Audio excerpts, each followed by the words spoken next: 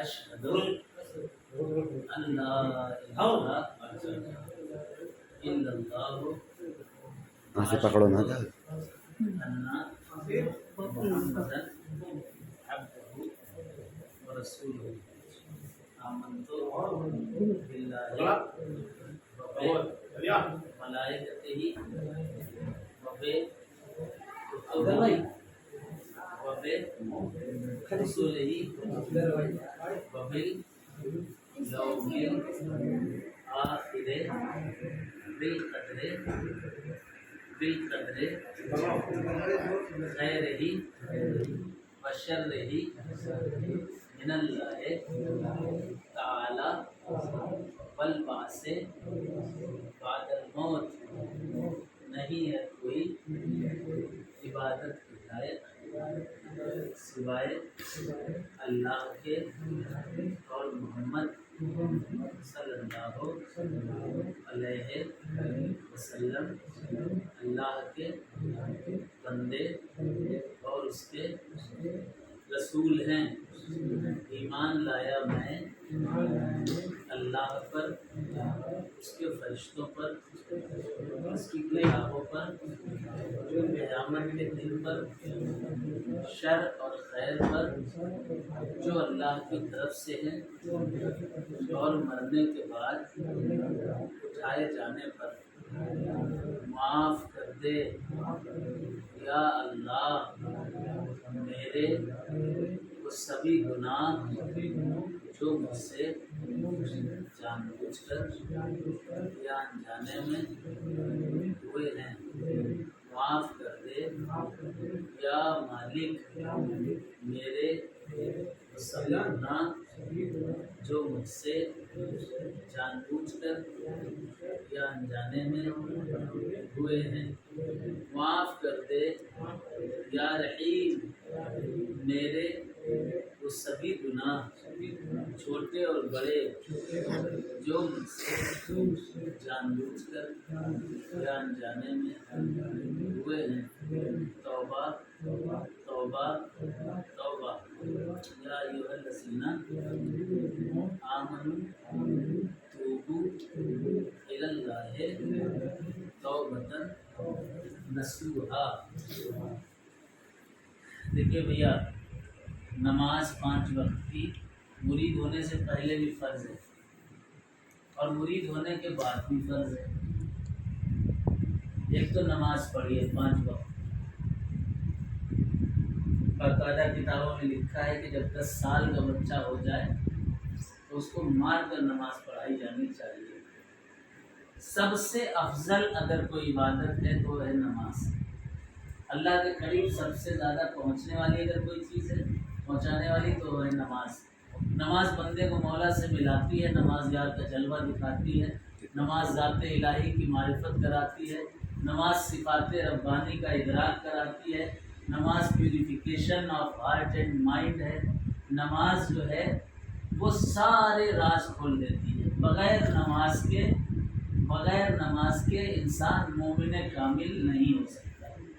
اول تو نماز پڑھیے، رمضان شریف ہیں 30 روزے رکھیے۔ نماز کا کہ جہاں یہ فائدے ہیں عبادات کے، برکتوں کے اور ثوابات کے فائدے ہیں، سائنٹیفک فائدے بھی بہت سے ہیں۔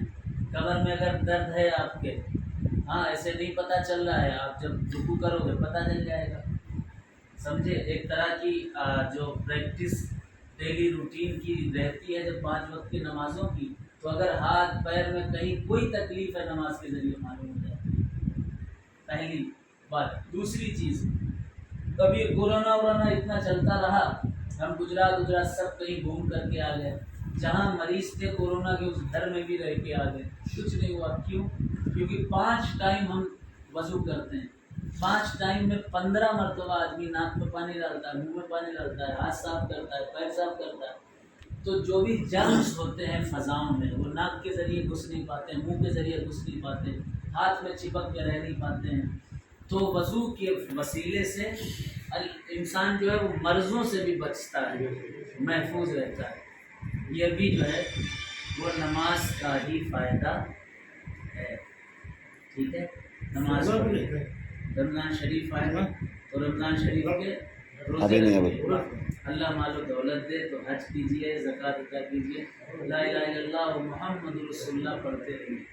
کوئی پوچھے کس سلسلے میں مرید ہوئے تو بتائیے ہندوستان کے سب سے پرانے سلسلے، سارے سلسلے بعد میں آئے، پہلا سلسلہ تابعین کا وہ حضور سید بدی الدین قطب المدار کا مداریہ سلسلہ ہے، اس سے پہلے کوئی سلسلہ تھا ہی نہیں۔ بتائیے ایک کتاب ہے بہت پرانی، اس میں ہم پڑھ رہے تھے، اس میں تو سرکار کی ولادت 100 کچھ ہجری لکھی ہوئی ہے، 129 ہجری ہمارے پاس ہے پھر، یعنی کہ حضور کے 125 سال کے بعد مدار پاک کی ولادت، حضور غوث پاک سرکار سے 400 سال پہلے، حضور غریب نواز سرکار سے تقریباً 450-500 سال پہلے، جب سلسلوں کا وجود نہیں تھا تب مدار العالمین پوری دنیا میں گھوم کر دین کی تبلیغ کر رہے ہیں، مگر اتنی شہرت کیوں نہیں ہوئی؟ وہ وجہ حدیث میں لکھی ہے۔ حدیث میں اللہ کے نبی نے ارشاد فرمایا کہ ایک شخص ہوگا جو عبادتیں کرتا رہے گا جنگلوں میں، بیابانوں میں، اور اس کا کھانا خوراک نہیں ہوگی، کھائے گا پیے گا نہیں، حدیث ہے باقاعدہ۔ اور پھر حضور نے فرمایا کہ وہ جو ہے صحابہ کرام سے حضور نے ارشاد فرمایا کہ وہ ہوگا، اس کی شادی نہیں ہوگی، بیوی بچے نہیں ہوگے، اس کے بغیر بیوی بچے کے رہے گا۔ پھر حضور نے ارشاد فرمایا، ایک جملہ تھا حدیث کا کہ اس شخص کو اللہ نے اس کی حقیقت کو پوشیدہ کر کے رکھا ہوگا، اس کا تذکرہ، اس کا شہرہ بہت زیادہ نہیں ہوگا۔ بہت اب آپ دیکھیے انڈیا میں ہی بہت کم لوگ ہیں جو حضور مدار پاک کے تعلق سے پوری مکمل جانکاری انہیں ہو۔ جلسوں میں بھی بہت زیادہ ذکر نہیں ہوتا، جامع مسجدوں میں بھی ذکر اتنا نہیں ہوتا ہے۔ کیوں؟ کیونکہ حضور نے فرمایا تھا کہ قلت منیتہ، اس کے جو ہے ذکر بہت کم ہوگا، اور قلت بواکی، اس کے رونے والا کوئی ہوگا نہیں، اولاد ہی نہیں ہوگی، جو ہوں گے وہ بھائی کی اولادوں میں ہوں گے، بھائی کی اولادوں میں جو ہم لوگ ہیں، ان کا مقام، مرتبہ، اسٹیٹس چھپا تو رہا سرکار کا، لیکن سب سے قدیمی اگر کوئی سلسلہ کہا جائے گا، سب سے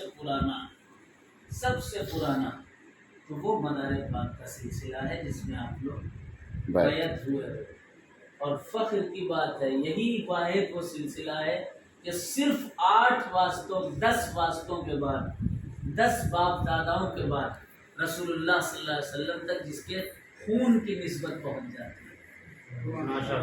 شاہ مدار سید بدی الدین قطب المدار، آپ کے والد کا نام حضرت سرکار سیدنا قاضی علی حلبی، ان کے والد کا حضرت بہاؤالدین سید ظہیر الدین، سید محمد، سید احمد، سید محمد کے بعد پھر ہیں اسماعیل اول، اسماعیل ثانی، اس کے بعد پھر حضرت سرکار سیدنا اسماعیل اول کے بعد امام جعفر صادق، امام باقر، پھر حضرت زین العابدین، امام حسین علیہ السلام۔ بس 10 باپ داداؤں کے بعد جس کے خون کی نسبت حضور تک پہنچ جاتی ہے، ماشاء اللہ،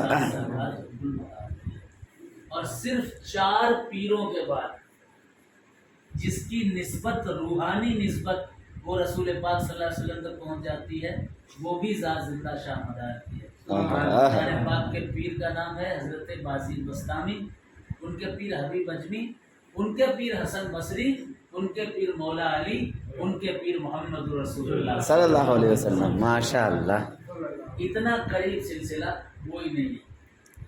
ایک اور بات لکھی ہوئی ہے اخبار الاخیار میں کہ سلسلہ او بسبب کبر سن یا بجہتی دیگر 5 و 6 واسطے حضور رسالت معاف صلی اللہ علیہ وسلم نے کرم، کہ ان کا سلسلہ 1-2 واسطوں سے نہیں بلکہ 5 اور 6 واسطوں سے۔ جیسے ہم کو شاہجہاں پور جانا ہے، ایک بندہ ایسا ہے جس کو پتہ ہے ایک ہی راستہ، اور ایک بندہ ایسا ہے جس کو 6 راستے پتہ ہے، جلدی والا بھی پتہ ہے، شارٹ کٹ بھی پتہ ہے، کیسے جلدی پہنچنا ہے وہ بھی پتہ ہے۔ تو ولایت کی دنیا میں، تصوف کی دنیا میں، سلسلوں کی دنیا میں مداریہ سلسلہ ایسا سلسلہ ہے کہ رسول اللہ تک پہنچنے کے لیے اس کے پاس 6 راستے ہیں، 6 راستے ہیں حضور تک پہنچنے کے لیے، 5 و 6 واسطے بحضور رسالت معاف صلی اللہ علیہ وسلم کی قیامت۔ یہ سلسلہ 5 اور 6 واسطوں سے حضور صلی اللہ علیہ وسلم تک پہنچتا ہے الحمدللہ۔ ایک فضیلت اور سنیے، انڈیا، پاکستان، بنگلہ دیش کا کوئی ایسا سلسلہ نہیں ہے جس نے مدار پاک کی نسبت نہ حاصل کی ہو، کوئی ایک نہیں ہے۔ بریلی شریف جائیے، اعلیٰ حضرت نے ایک جگہ نہیں، الاجازت المدینہ میں لکھا، ایک ان کی کتاب حیات اعلیٰ حضرت ہے اس میں لکھا، فتاوی رضویہ میں بھی خود لکھا کہ الحمدللہ ہم کو مداریہ سلسلے کی اجازت اور خلافت حاصل ہے۔ اجازنی عبارت یہ ہے، عربی میں جو لکھا ہے وہ بتا رہے ہیں، اجازنی بسلسلۃ البدیعیۃ المداریہ، مجھے سلسلے مداریہ کی اجازت اور خلافت حاصل ہے۔